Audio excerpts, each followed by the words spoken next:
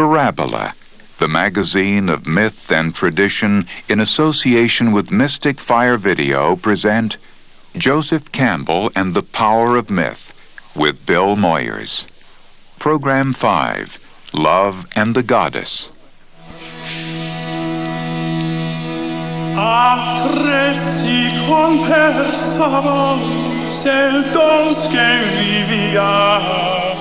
So through the eyes, love attains the heart. For the eyes are the scouts of the heart. And the eyes go reconnoitering for what it would please the heart to possess. And when they are in full accord and firm, all three in one resolve, at that time perfect love is born from what the eyes have made welcome to the heart. For as all true loves know, love is perfect kindness.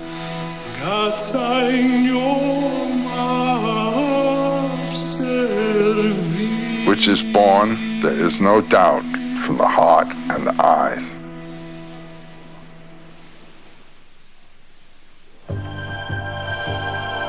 Joseph Campbell and the Power of Myth with Bill Moyers. Love and the Goddess.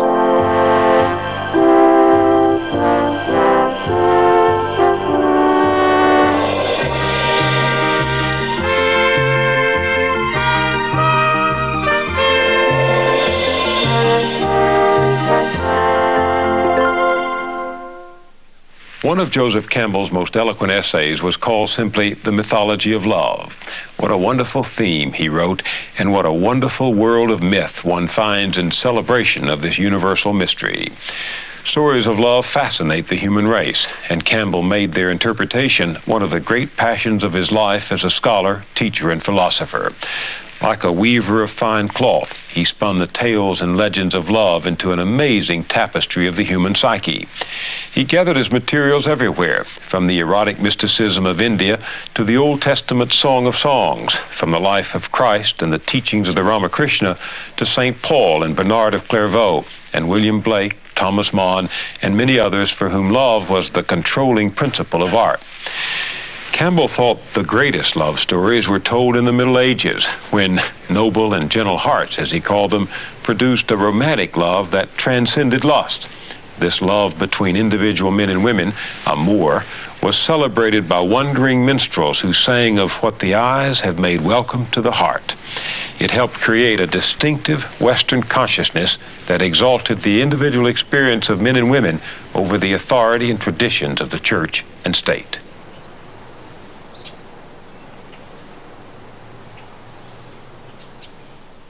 Let's talk about love. Let's talk about love, fine. But it's such a vast subject that in mythology, that if I had come to you and said, let's talk about love, but where should we begin? What would your answer have been? I think my answer would have been the troubadours in the 12th century. Let's begin there.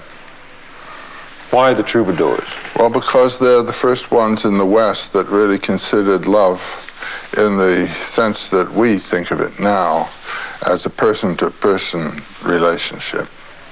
You're talking about romantic love? Yes.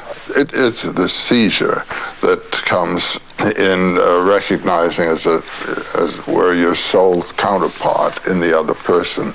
And that's what the troubadours stood for. And that has become the ideal in our lives today. What had it been before that? Well, the idea of love as eros, the god who excites you to sexual desire, this is not the person-to-person thing of the falling in love in the way the troubadours understood it. I have a definition for eros, the erotic biological urge, as the zeal of the organs for each other. And the personal factor doesn't matter. Where did Eros come from? Well, Eros is Cupid. And in India, the god of love is Kama. And he's no Cupid. He's a big, vigorous youth with a bow and a quiver of arrows. And the names of the arrows are such things as death-bringing agony and open up. And really, he just drives this thing into you so that it's a total physiological, psychological explosion that takes place. Then the other love, the Christian love of agape, spiritual love, love thy neighbor as thyself. Again, it doesn't matter who the person is. I mean, it's your neighbor. You must have that kind of love. But the kind of seizure that comes from the meeting of the eyes, as they say in the troubadour tradition, and the purely personal, person-to-person thing, as far as I know, it originates as an ideal to be lived for with the troubadours. You've said that what happened in the 12th and 13th centuries was one of the most important mutations of human feeling and spiritual consciousness, that a new way of experiencing love came to expression. Yes. And it was in opposition to that ecclesiastical despotism of the heart. Yes. Which required people, particularly young girls, barely out of adolescence, to marry whomever the church or their parents wanted them to marry. That's right. And what had this done to the passion of the heart? Well, to say a word for the other before I do this, the usual marriage in traditional cultures is arranged for by the families. It's not a person-to-person decision at all. And this is true to this day in many parts of the world.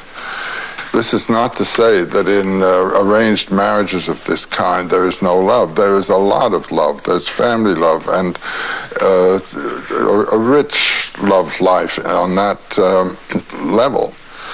So in the Middle Ages, of course, that was the kind of marriage that was sanctified by the church. And so the idea of a real person-to-person marriage was very dangerous. Dangerous because it was heresy. It was not only heresy, it was adultery. And that was punishable by death. For instance, in the Tristan romance, that's the crucial romance. Tristan and Isolde? Yes. Isolde was engaged to marry King Mark. They had never seen each other. And Tristan is sent over to fetch Isolde to Mark. And Isolde's mother prepares a love potion so that the two who are to be married will have real love for each other. And these two youngsters, they think the love potion is wine, and they drink it, and then they're overtaken with this love. But Brangane, the nurse of Isolde, realized what had happened. She went to Tristan and said, "You have drunk your death." And Tristan said, "If by my death you mean this agony of love, that is my life.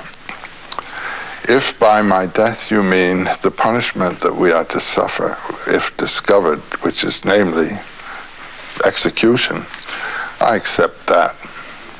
But if by my death you mean eternal punishment in the fires of hell, in which these people believed, I accept that too." That was That's big stuff. For a medieval Catholic, because they believed in a literal hell. Well, these people did. Yes. So what's the significance of what he was saying? What he was saying is that this love is bigger even than death, than pain, than anything. This is the affirmation of the pain of life in a big way. And I would choose this pain for love now, even though it might mean everlasting pain and damnation in hell. That's right. And that was a marked change in how people... Well, that is any life career that you choose in following your bliss should be chosen with that sense. Nobody can frighten me off from this thing. This is sort of the beginning of the romantic idea of the Western individual taking matters into his or her own hand? Well, absolutely. I mean, you can see there are examples in Oriental stories of this kind of thing, but it did not become a social system. It has now become the ideal, at any rate, of love in the Western world. Love from one's own experience. You're right. It's a very mysterious thing, that electric thing that happens. And then the agony that can follow, which is that which the troubadours celebrate, you know, the agony of the love, the sickness that the doctors cannot cure, the wound that can be healed only by the weapon that delivered the wound. Meaning? Well, the wound is the wound of my passion and agony of love for this creature. And the only one who can heal me is the one who delivered the blow, you know. So we often hurt most the person we love and heal the hurt by the love that hurt. That's something like that. That's the paradox of the job. What did you mean, Joe, when you said that the triumph of Tristan's view of love and vision of love, this beginning of romantic love in the West, was libido over credo? Well, the credo, I believe, and I believe not only in the laws, but I believe that these laws were instituted by God, and there's no arguing with God. I mean, these laws are just a heavy weight on me, and disobeying those is sin, and it has to do with my eternal character. And libido? Libido is the impulse to life. Comes from where? Comes from the heart. And the heart is what? The heart is the organ of opening up to somebody else. That's the human quality, as opposed to the animal qualities, which have to do with primarily with self-interest. Opening up to that which is other is the opening of the heart. And that's as the troubadours saw it. It is the opening of the heart. I can certainly understand, though, why the church was threatened by this, because how can you have a church if everyone's libido is her own God? Why not? Why can't the church handle that? If you can sanctify a marriage that has been arranged, why can't you sanctify a marriage where two people have joined each other? So the courage to love became the courage to affirm against tradition. Whatever knowledge stands confirmed in one's own experience. Yeah. Why was that important in the evolution of the West? Well, it was important in that it gives the West this accent, as I've been saying, on the individual. That he should have faith in his experience and not simply mouth terms that have come to him from other mouths. I think that's the great thing in the West. The validity of the individual's experience of what humanity is, what life is, what values are, against the monolithic system. Was there some of this in the legend of the Holy Grail? Yes. Wolfram has a very interesting statement about the origin of the Grail. He says, the Grail was brought from heaven by the neutral angels.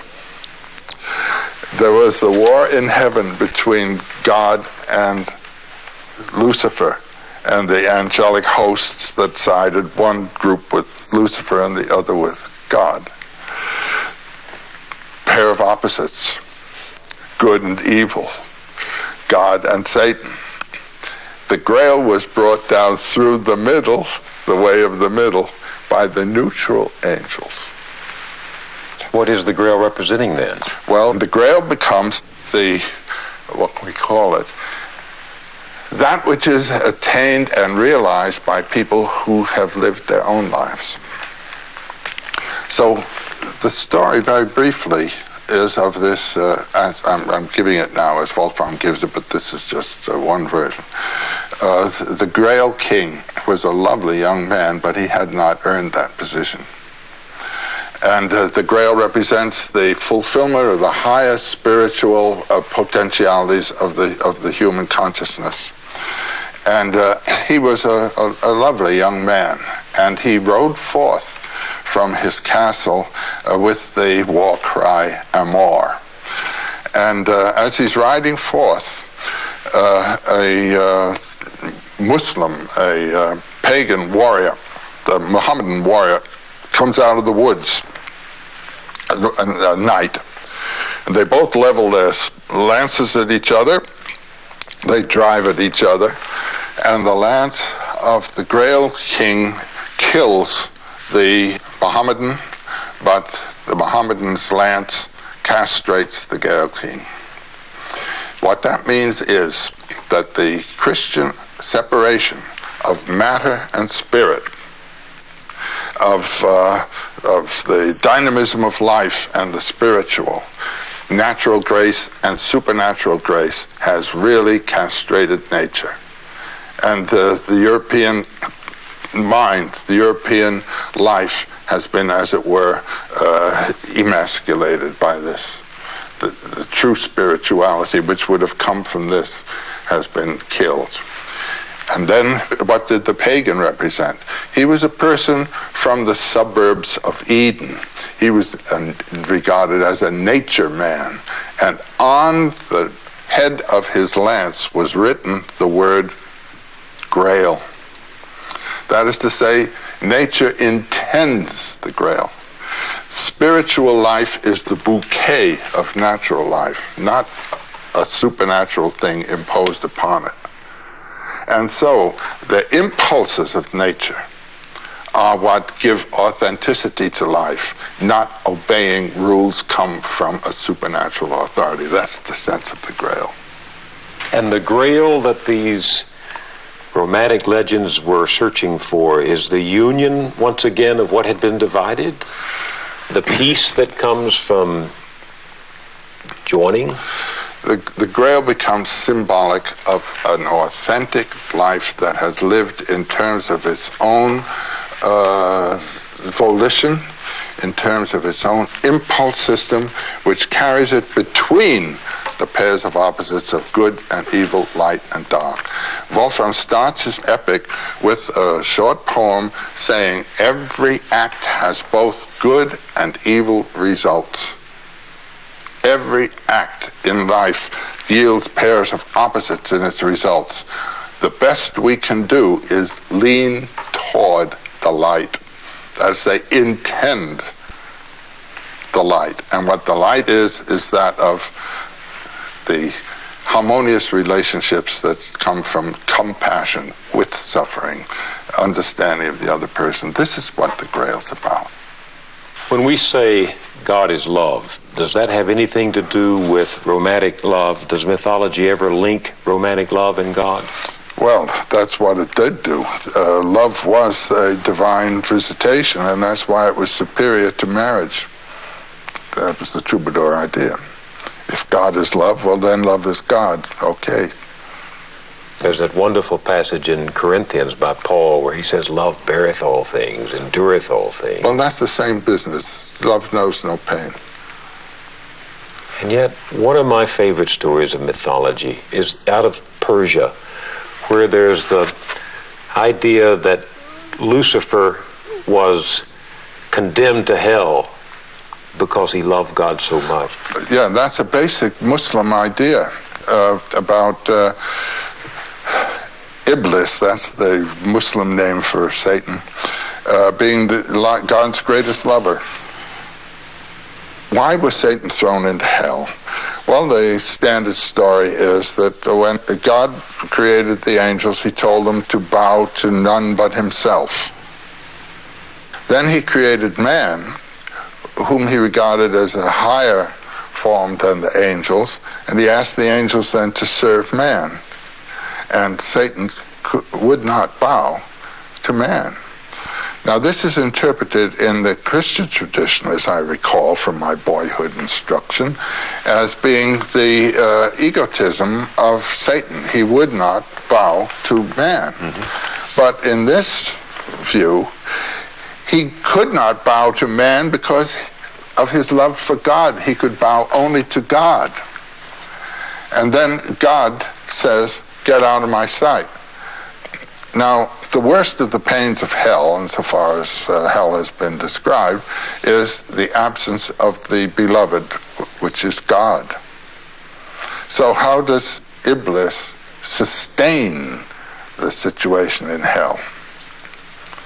By the memory of the echo of God's voice when God said, go to hell. And I think that's a great sign of love, do you see? Well, it's certainly true in life that the greatest hell one can know is to be separated from the one you love. Yeah. That's why I've liked the Persian myth for so long. Satan as God's lover. Yeah. And he is separated from God, and that's the real pain of Satan. You once took the saying of Jesus, love your enemies and pray for those who persecute you, so that you may be sons of your Father who's in heaven. For he makes the sun to rise on the evil and the good, and sends rain on the just and the unjust. You once took that to be the highest, the noblest, the boldest of the Christian teachings. Do you still feel that way? Well, I think the main teaching of Christianity is love your enemies. Hard to do. I know. Well, that's it. I mean, when Peter drew his sword and cut off the servant's ear there in the Gethsemane affair, and Jesus says, put up your sword, Peter, and put the ear back on. Peter has been drawing his sword ever since. And one can speak about Petrine or Christianity in that sense. And I would say that the main doctrine of Christianity is the doctrine of agape, of a true love for him who is your enemy. How does one love one's enemy without condoning what the enemy does, accepting his aggression? Well, I'll tell you how to do that. Do not pluck the mote from your enemy's eye, but pluck the beam from your own. Do you know? Now, I have a friend whom I met by chance, a young Buddhist monk from Tibet. You know, in 1959, the communists crashed down and bombed the palace of the Dalai Lama, bombarded Lhasa and people murdered and all that kind of thing. And he escaped at the time of the Dalai Lama. And those monasteries, I mean, there were monasteries with 5,000 monks, 6,000 monks, all wiped out, tortured, and everything else.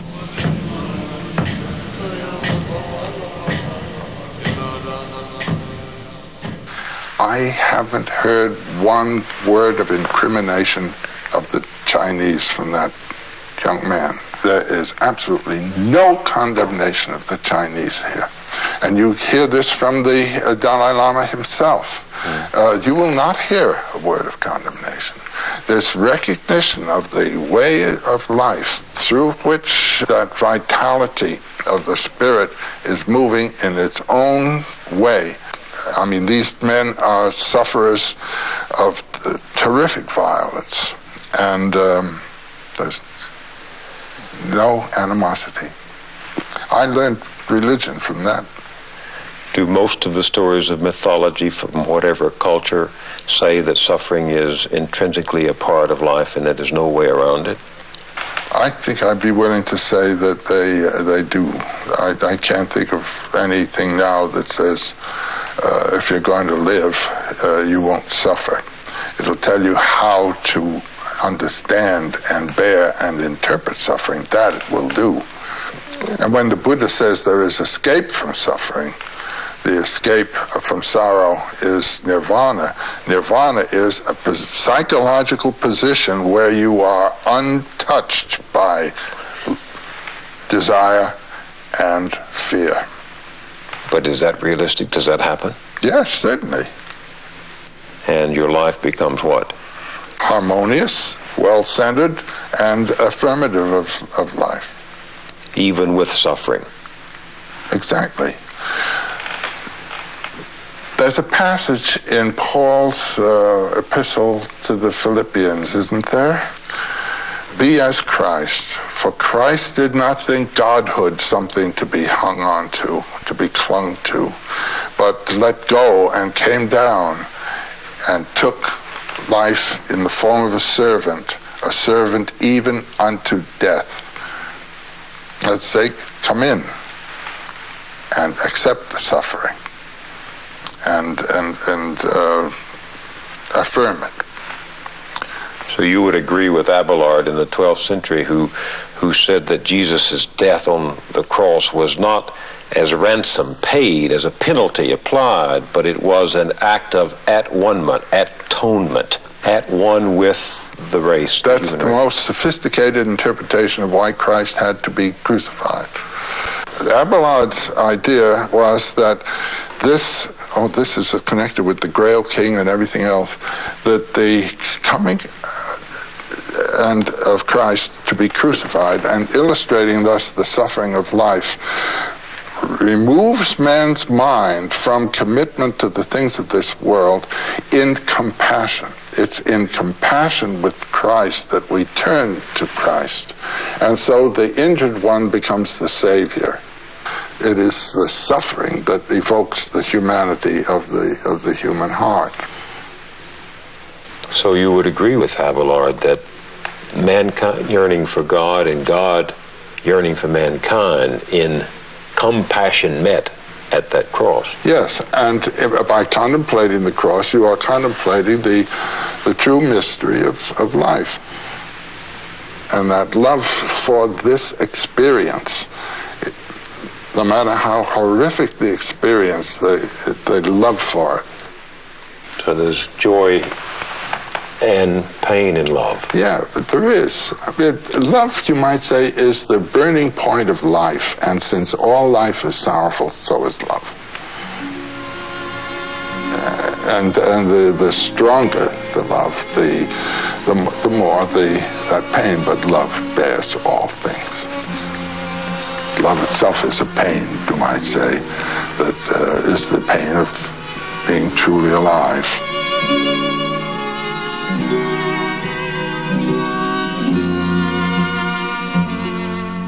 As Joseph Campbell pursued his quest across Europe for the stories of love and chivalry, he paused often to visit the great cathedrals. They too reflected the glory of love, the love of Mary, Mother of God. Reverence for the power of the female is another grand theme in ancient mythology. In the primitive planting cultures, woman contributed importantly to the economic life of the community by participating in the growing and reaping of crops. And as the mother and nourisher of life, she was thought to assist the earth symbolically in its fertility. In fact, some believe there was even a golden age of the goddess until she was driven from the imagination by the emergence of patriarchal authority. Of late, however, scientists have resurrected the name of an ancient goddess, Gaia, to express the idea of Earth as a living body on which we depend for life. In the last half of this conversation with Joseph Campbell, he takes us back to the time when the love of God meant the love for Mother Goddess, and he unites these themes in one image, the virgin birth, which to him represents the birth of spirit from matter, the birth of compassion in the heart. The Lord's Prayer begins, Our Father, which art in heaven. Yeah. Could it have begun, Our Mother? This is a metaphorical image. This is a symbolic image. And to make the point that it's not your father, your physical father, we have our Father who art in heaven. But heaven again is a symbolic idea. Where it would heaven be? It is no place.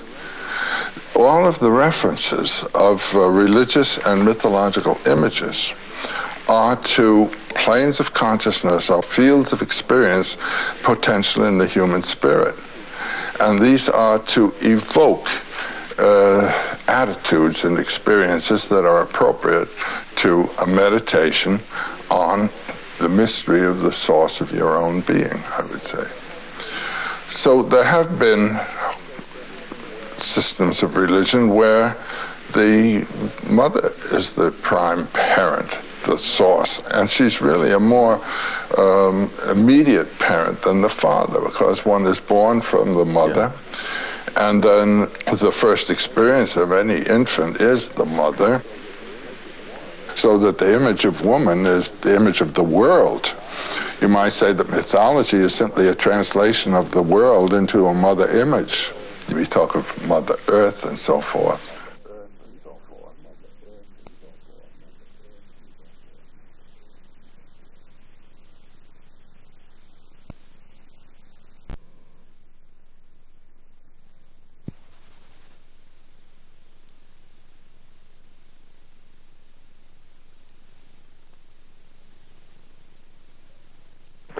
But what happened along the way, Joe, to this reverence that in primitive societies was directed toward the goddess figure, the great goddess, the Mother Earth? What happened to that?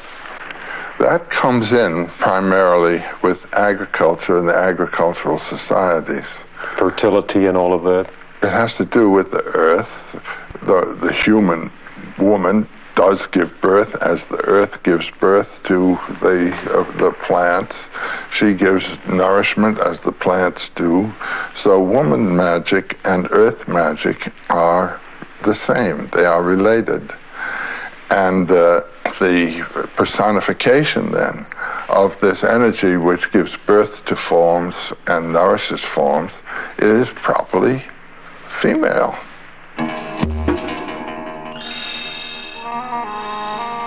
And so it is in the agricultural world of ancient Mesopotamia, the Egyptian Nile, but also in the earlier planting culture systems that the goddess is the mythic form that is dominant.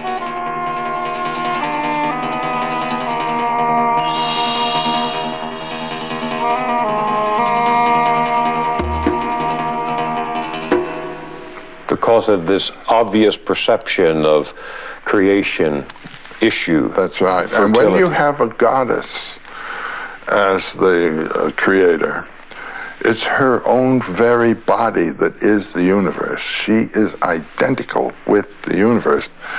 And in Egypt, you have the Mother Heavens, Nut, the goddess Nut, who's represented as the whole heavenly sphere. I was really taken when we went to Egypt upon first seeing the figure of Nut in the ceiling of one of those temples. Yes, I know the temple. It's overwhelming. Yes. There's one scene of her swallowing the sun. The idea is that she swallows the sun in the west and gives birth to the sun in the east, and it passes through her body at night. And so she is the heavens. So it would be natural for people trying to explain the wonders of the universe to look to the female figure as the explanation for what they saw in their own lives. Not only that, but then when you move to a philosophical point of view, the female represents what in the Kantian terminology we call the forms of sensibility. The female represents time and space itself. She is time and space. And the mystery beyond her is beyond pairs of opposites. So it isn't male and it isn't female. It neither is nor isn't. But everything is within her, so that the gods are her children. Everything you can think of, everything you can see, is the production of the goddess. Oh, this is a wonderful story. The Vedic gods are together, and they see a strange sort of amorphous thing down the way, like a kind of smoky fog. And they say, "What's that?" They don't know what it is. And Agni, the god of fire, says, "I'll go find out who that is." So he goes up to this smoky thing, and he says, "Who are you?" And from the smoky thing, the voice says, "Who are you?" And he says, "I'm Agni. I'm the Lord of Fire. I can burn anything." And out of the fog there comes a piece of straw. It falls on the ground. It says, "Let's see you burn that." You can't burn it. He goes back, he says, this is strange. Well, Vayu, the Lord of Wind, says, I'll try. So he goes, and the same thing. I can blow anything around. Throws it down. Let's see you blow that. But he can't. Goes back. Then a woman arrives, a beautiful, mysterious, mystic woman. And she instructs the gods and tells them who that is. That is the ultimate mystery of being from which you, boys, have received your strength, and he can turn it on or off for you, you know? And there she comes as the one who illuminates the gods themselves concerning the ultimate ground of their own being. It's the female wisdom. It's the female as the giver of forms. Oh. She is the one who gave the forms, and she knows where they came from. I wonder what it would have meant to us if somewhere along the way we had begun the prayer, Our Mother, instead of Our Father. What psychological difference would it have made?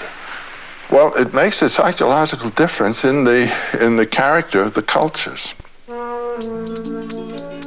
You have the basic birth of civilization in the Near East with the great river valleys then as the main source areas, the Nile, the Tigris-Euphrates, and then over in India, the Indus Valley, and later the Ganges.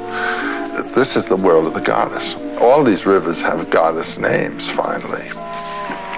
Then there come the invasions. Now, these fighting people are herding people.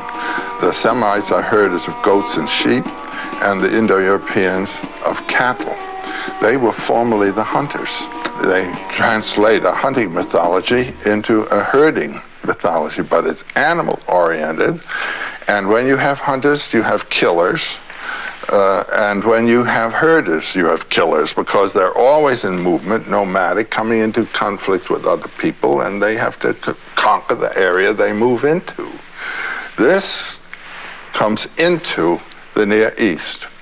And this brings in the warrior gods, like Zeus, like Yahweh. The sword and death instead of fertility. Right. Particularly the Hebrews. They really wipe out the goddess. The term for the goddess, the Canaanite goddess that's used in the Old Testament, is the abomination. And so many of the Hebrew kings are condemned in the Old Testament for having worshipped on the mountaintops. Mm-hmm. That's the goddess. And there was a very strong accent against the goddess in the Hebrew, which you do not find in the Indo-European. There you have Zeus marrying the goddess, yeah. and then the two play together. I think it's an extreme case that we have in the Bible. And our own Western subjugation of the female is really, I think, a function of biblical thinking. Because when you substitute the male for the female, you get a different psychology, a different cultural bias. Particularly if you cut the female out and don't have any, I mean, if the male is on top like this, and the female is the subordinate all the way, you have a totally different system from that when the two are facing each other. And it's permissible in your culture to do what your gods do, so you just... Well, that's exactly it. So I would see three situations here. One, the early one of the sheer goddess, when the male is hardly a significant divinity. You see, she is the total thing. And then this other one of the Hebrew, of the goddess, the male, the total thing. In fact, he takes over her role. And finally, then, the classical one, where the two are into action. There are women today who say that the spirit of the goddess has been in exile for 5,000 years since the events. Well, you can't put it that far back, 5,000 years. She was a very potent figure in Hellenistic times in the Mediterranean. And she came back with the Virgin in the Roman Catholic tradition. I mean, you don't have a tradition with the goddess celebrated any more beautifully and marvelously than in the 12th and 13th century French cathedrals, every one of which is called Notre Dame. What about the virgin birth? Suddenly the goddess reappears in the form of the chaste and pure vessel chosen for God's action. Well, in the history of Western religions, this is an extremely interesting development. The virgin birth comes in by way of the Greek tradition. When you read your four Gospels, the only one with the virgin birth in it is the Gospel according to Luke, and Luke was a Greek. And there was in the Greek tradition images, legends, myths of virgin births? All of them. I mean, the Leda and the swan and Persephone and the serpent and this one and that one and the other one. The virgin birth is represented throughout. This was not a new idea then in Bethlehem? No. What is the meaning of the virgin birth? In India, there's this system of the Kundalini, as it's called, the idea of the centers, psychological centers up the spine. And they represent the psychological planes of concern and consciousness and action. The first is at the rectum, and this is that of alimentation. The serpent represents this, a traveling esophagus going along, just eating. And all of us we wouldn't be here if we weren't eating. And then the second center is at the sex organ center, and that's the urge to procreation. The third center is at the navel, and this is where you eat and want to consume, and it's not the alimentary eating, it's the mastering and smashing and trashing of others. You see, this is the aggressive mood. Now, the first is an animal instinct. The second is an animal instinct. The third is an animal instinct. And these three centers are located in the pelvic basin, you see. Mm-hmm. The next one is at the level of the heart. And this is the opening of compassion. And there you move out of the field of animal action into a field that is properly human and spiritual. Now, in each of these centers, there is a symbolic form. At the base, the first one, there is the form of the lingam and yoni, the male and female organs in conjunction. At the heart chakra, there is again the male and female organs in conjunction, but in gold. This is the virgin birth. It's the birth of spiritual man out of the animal man. Do you understand? And it happens when you are awakened at the level of the heart to compassion and suffering with the other person. That's the beginning of humanity. And the meditations of religion properly are on that level, the heart level. You say it's the beginning of humanity, but in these stories, that's the moment when gods are born, the virgin birth. It's a God who emerges from that chemistry. And you know who that God is? It's you. All of the symbols in mythology refer to you. You can get stuck out there and think it's all out there, and so you're thinking of Jesus and all the sentiments about how he suffered and all. What that suffering is what ought to be going on in you. Have you been reborn? Have you died to your animal nature and come to life as a human incarnation? Why is it significant that this is of a virgin? Well, it is that the begetter is the spirit. It is a spiritual birth. The virgin conceived of the word, but through the ear. The word came like a shaft of light. Yes. And now the Buddha was born from his mother's side at the level of the heart chakra. That's a symbolic birth. He wasn't born from his mother's side, but symbolically he was. But the Christ came the way you and I come. Yes, but of a virgin. Which is a power greater than... And then, according to Roman Catholic doctrine, her virginity was restored. So nothing happened physically, you might say. It's not a physical birth. It's symbolic of a spiritual transformation. That's what the virgin birth's about. And so deities are born that way, who represent beings who act in terms of compassion and not in terms of the lower three centers. If you go back into antiquity, do you find images of the Madonna as the mother of the Savior child?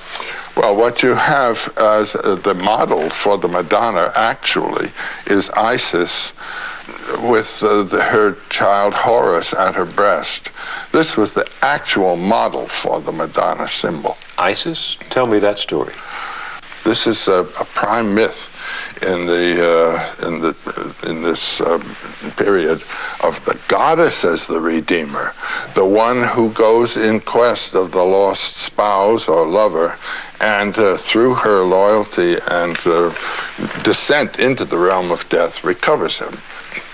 Isis and her husband Osiris were twins who were born of the goddess Nut. And their younger relatives were Set and Nephthys, who were also twins born from Nut.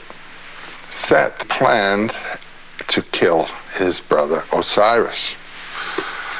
And he took Osiris's measurements secretly and had a wonderful sarcophagus built that would exactly fit Osiris.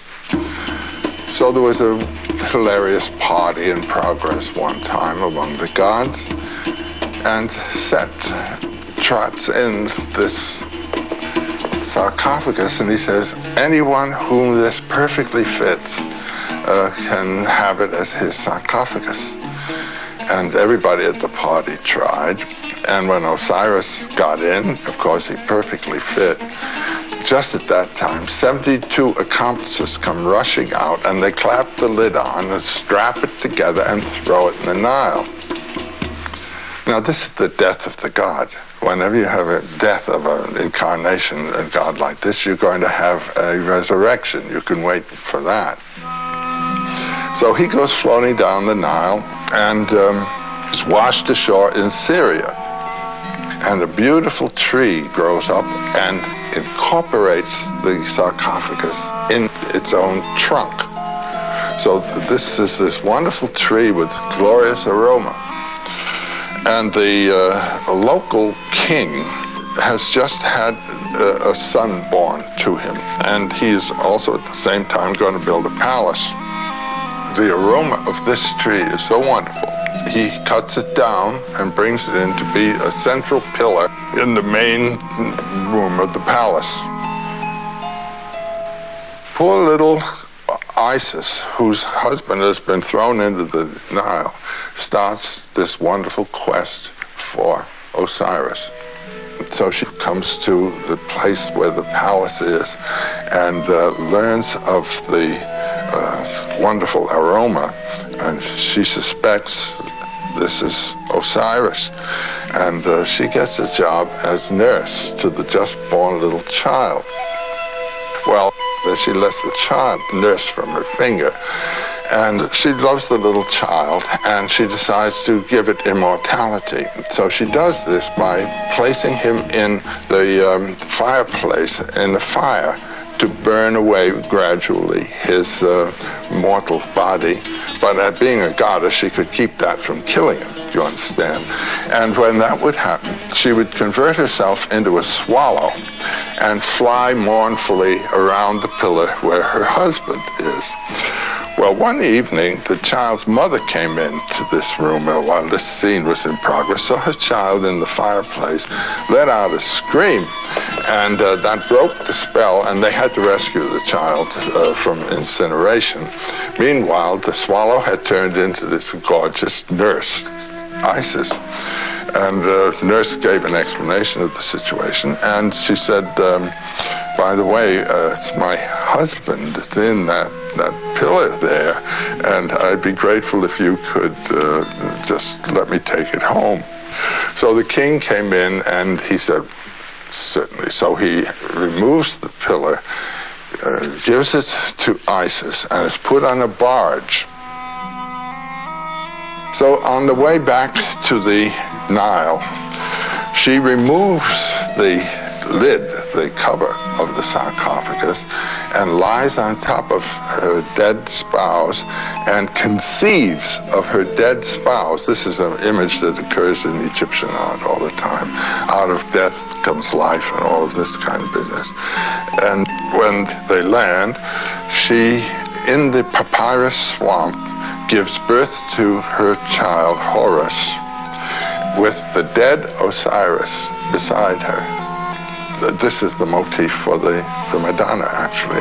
It becomes the Madonna. In Egyptian symbology, Isis represents the throne. The pharaoh sits on the throne of Isis as the child sits on the mother lap. And when you look in the Cathedral of Chartres in the West Portal, you will see the Madonna as the throne with the little child Jesus as the world emperor on her lap. That is the same image that's come over. And you say the Christian fathers took this image? Definitely, and they really say so. You read the second letter of Peter, and he says, those forms which were merely mythological forms in the past are now incarnate and actual in our Savior. It was a mythology of the Savior, the dead and resurrected God. And it's associated with the moon, which dies and is resurrected every month. And you have the 3 nights dark, and you have Christ 3 nights in the tomb and 3 days in the tomb, and all this kind of thing. It's an intentional saying that which was merely talked about is now fact. No one knows what the date of Christmas ought to be, but it's put on the date of the winter solstice, when the nights begin to be shorter and the days longer, the birth of light. And so there is an idea of death to the past and birth to the future in our lives and in our thinking all the time.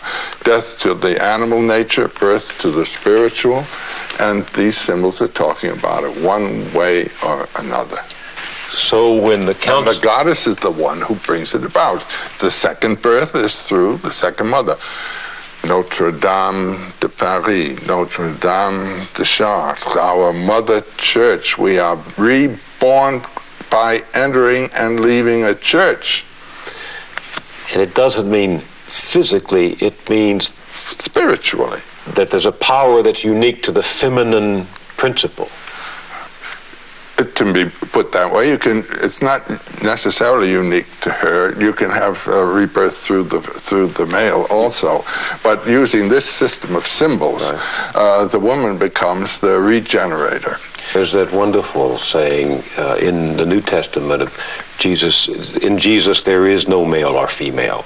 In the ultimate sense of things, there is neither. It would have to be. I mean, if Jesus represents the source of our being, we are all, as it were, thoughts in the mind of Jesus.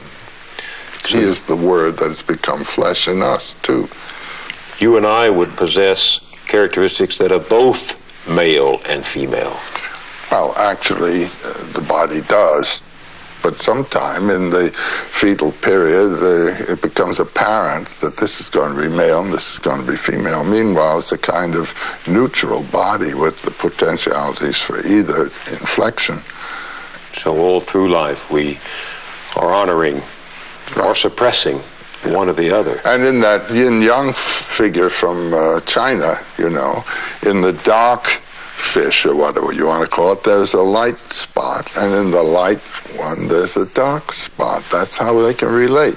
You couldn't relate at all to something that of which you did not participate, into which you did not participate at all.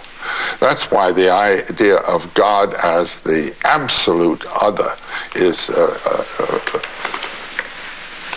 ridiculous idea. There could be no relationship to that which is absolute other. The question arises, discussing the male-female principle, the virgin birth, the spiritual power that gives us the second birth. The wise people of all time have said that we can live the good life if we learn, in fact, to live spiritually.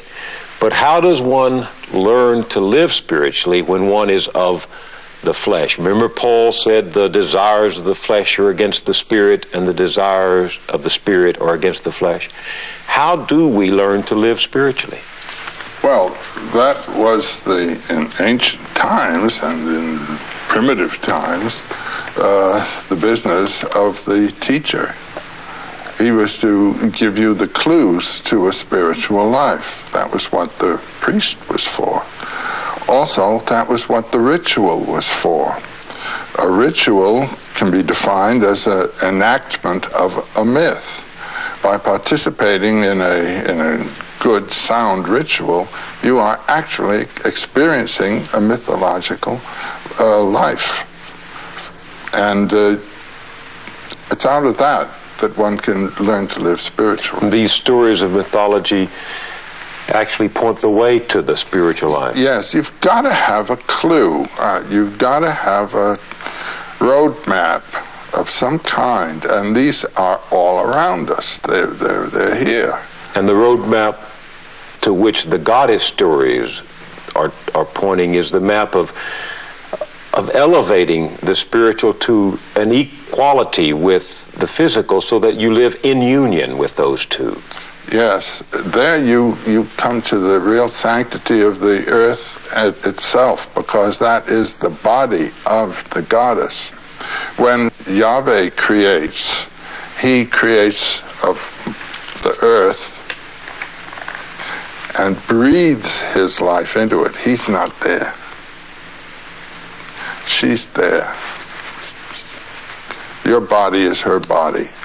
And there's that kind of identity. Well, that's why I'm not so sure that the future of the race and the salvation of the journey is in space. I think it is well right here on earth, in the body, in the womb of all of our being. Well, it certainly is. I mean, when you go out into space, what you're carrying is your body, and if that hasn't been transformed, space won't transform it for you. But thinking about space may help you to realize something. You certainly thought about space in this wonderful passage. You're describing a page out of the National Geographic Atlas of the World, but you read this and something happened to you.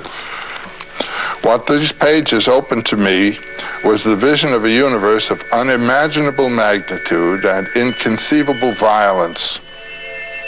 Billions upon billions, literally, of roaring thermonuclear furnaces scattering from each other, each thermonuclear furnace being a star, and our sun among them.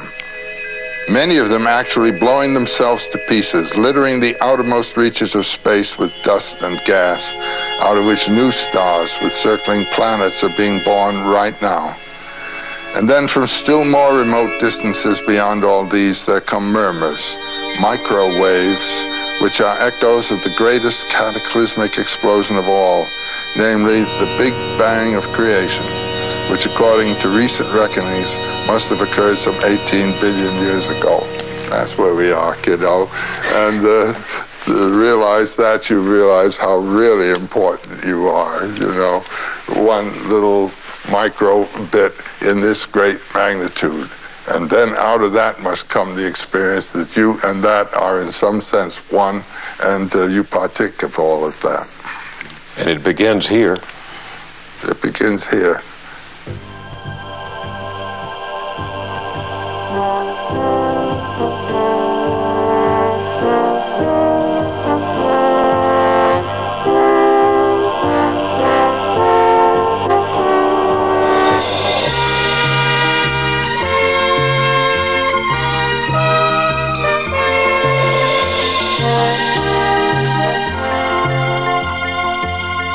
Joseph Campbell and the Power of Myth is a production of ''S Productions in association with Alvin H. Perlmutter Incorporated and Public Affairs Television Incorporated. Copyright 1988. Executive producers are Joan Connor and Alvin H. Perlmutter. Producer is Catherine Tadji. Associate producer is Vera Aronow. Series consultant Betty Sue Flowers. Radio post-production Marge Ostrushko of the American Public Radio Network. Original music by Richard Peasley. Production executive is Douglas P. Sensel, and the executive editor is Bill Moyers. This program has been adapted from a series produced for public television by ''S Productions in association with Alvin H. Perlmutter Incorporated and Public Affairs Television Incorporated, with funding from the Corporation for Public Broadcasting, Public Television Stations, and the John D. and Catherine T. MacArthur Foundation. The producers thank Lucasfilm Limited, the Florence and John Schumann Foundation, and the Alfred Vandermark Editions.